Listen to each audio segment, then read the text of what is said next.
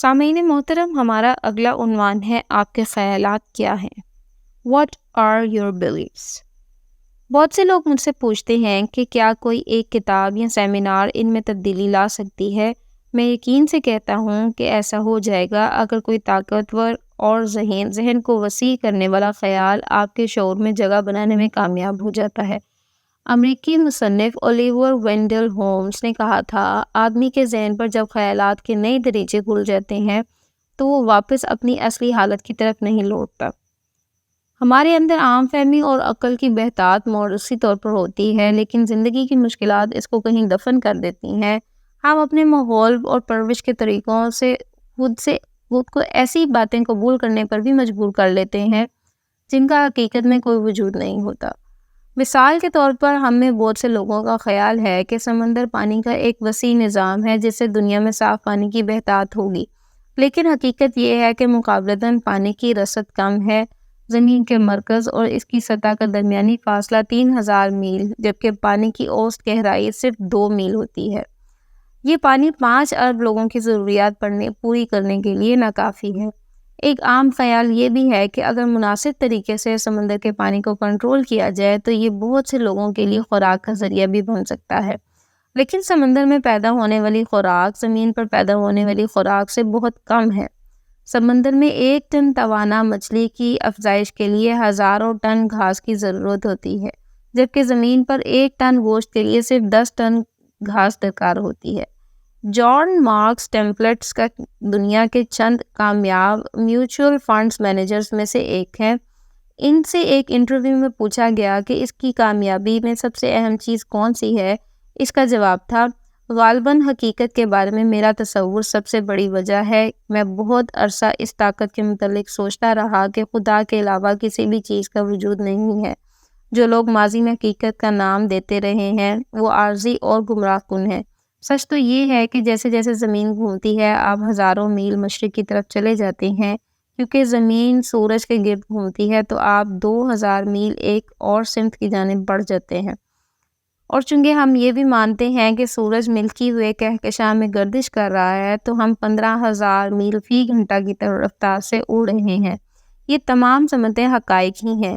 یہی بات ہے کہ جہاں آپ اس وقت بیٹھے ہیں وہ بھی گمراہ کن ہے۔ غور کیجئے، اگر آپ بیکار بیٹھے رہنے کے بارے میں غلط فہمی میں مبتلا ہیں تو آپ اعلیٰ مقاصد کے حصول کے بارے میں کیسے سوچ سکتے ہیں؟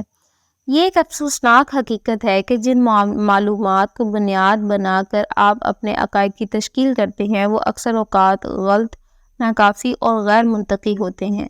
یہ عقل کی کسوٹی پر پورا نہیں اترتے۔ میں عملی مشق یعنی حقیقی سوچ کا طرفدار ہوں۔ حقیقی سوچ اپنے سالوں پر محیط گزشتہ خیالات کا تنقیدی جائزہ ہے، خصوصاً ایسے خیالات کا جنہیں آپ اپنا چکے ہیں اور جاری رکھے ہوئے ہیں۔ اکثر اوقات جب آپ ان خیالات کا جائزہ لیتے ہیں تو یہ عقلی بنیادوں پر پورا نہیں اترتے اور ان کی بنیاد کمزور ہوتی ہے۔ مثلاً آپ کے خیال میں آپ بہت سے لوگوں کے سامنے اپنے خیالات کا اظہار نہیں کر سکتے، لیکن اگر آپ اس رویے کو تبدیل کرنے میں کامیاب ہو جائیں تو آپ زندگی میں بہت بڑے کام کر سکتے ہیں۔ بس بدقسمتی سے جسے آپ سوچنا کہتے ہیں وہ بھی ایک سوچ کا تسلسل ہے کہ آپ ایسا کیوں سوچ رہے ہیں۔ یہ بھی آپ کو مزید عادی قسم کے رویے کی طرف لے جاتا ہے۔ حقیقی اور درست سوچ اپنانے سے ایک جڑی ہوئی ایک مہارت یہ بھی ہے کہ منطقی اور درست معلومات کو غیر منطقی اور غلط معلومات سے الگ کیا جائے۔ بنیادی طور پر یہ گہرے مشاہدے سننے اور غور و فکر سے پیدا ہوتی ہے۔ مشہور امریکی ناول اور افسانہ نگار ارنسٹ ہیمنگوے نے اسے اچھے اور برے میں تمیز کا نام دیا ہے۔ ہمارے معاشرے میں ترقی کے نام پر صارفین کے اذہان کے ساتھ جو کچھ کیا جا رہا ہے اس کا توڑ بہت ضروری ہے۔ جب سوچ ناقص ہو تو دھوکہ کھا جانا بہت آسان ہے۔ ٹی وی پر پیش کیے جانے والے اشتہار کی صدریں ملاحظہ کریں اور دیکھیں کہ اس کا حقیقت سے کتنا تعلق ہے۔ بوبی وک ٹائم بہت اچھا کھلاڑی ہے۔ بوبی وک ٹائم برانڈ ایکس شراب پیتا ہے۔ آپ کو بھی برانڈ ایکس شراب پینا چاہیے۔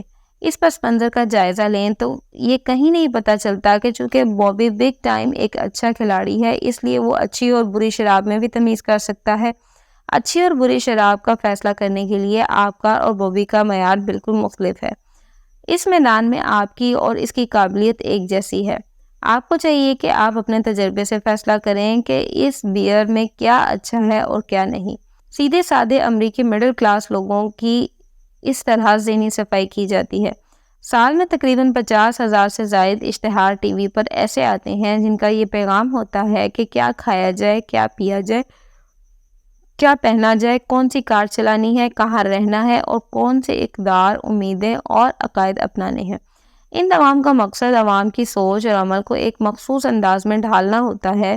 اشیاء کے استعمال کے لیے ان کی حوصلہ افزائی کی جاتی ہے کہ آپ کا مخصوص طرز زندگی بھی سلامت رہے گا اور دنیا کے سامنے آپ کی نمائش بھی ہوگی۔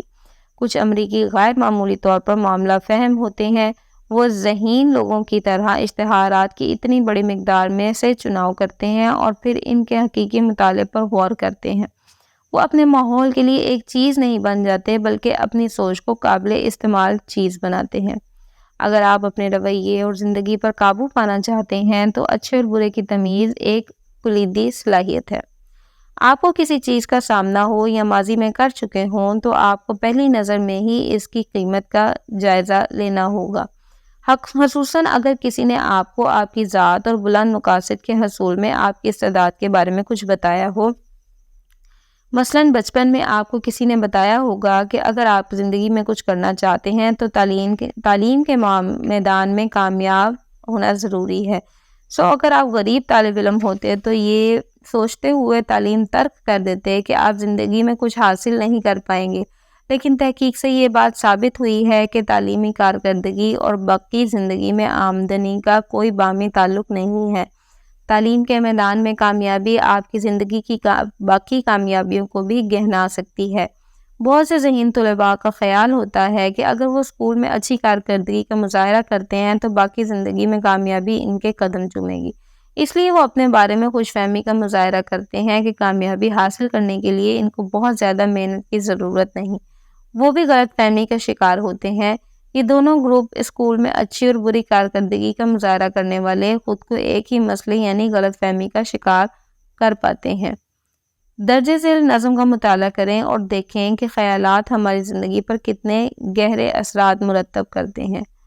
شک آپ کا راستہ روک سکتا ہے، یہ خواہش کو ختم کر دیتا ہے۔ یقین دوسری جانب آپ کی زندگی کو فیروزاں کر دیتا ہے۔ جب آپ ارادہ کریں کہ آپ اپنے خواب کو پا سکتے ہیں تو کامیابی اگرچہ مشکل ہو آپ کو آسانی لگتی ہے۔ آپ قابلیت پر یقین کرنا آپ کے عمل کو مؤثر بنا دیتا ہے، جس سے آپ اعتماد کی فضا میں سانس لیتے ہیں جو دوسروں کے طرز عمل کو بھی متاثر کرتا ہے۔ جب آپ یقین کریں کہ آپ کر سکتے ہیں، آپ کے لیے یہ ایک خزانہ ہے جو آپ کو منزل تک لے جاتا ہے۔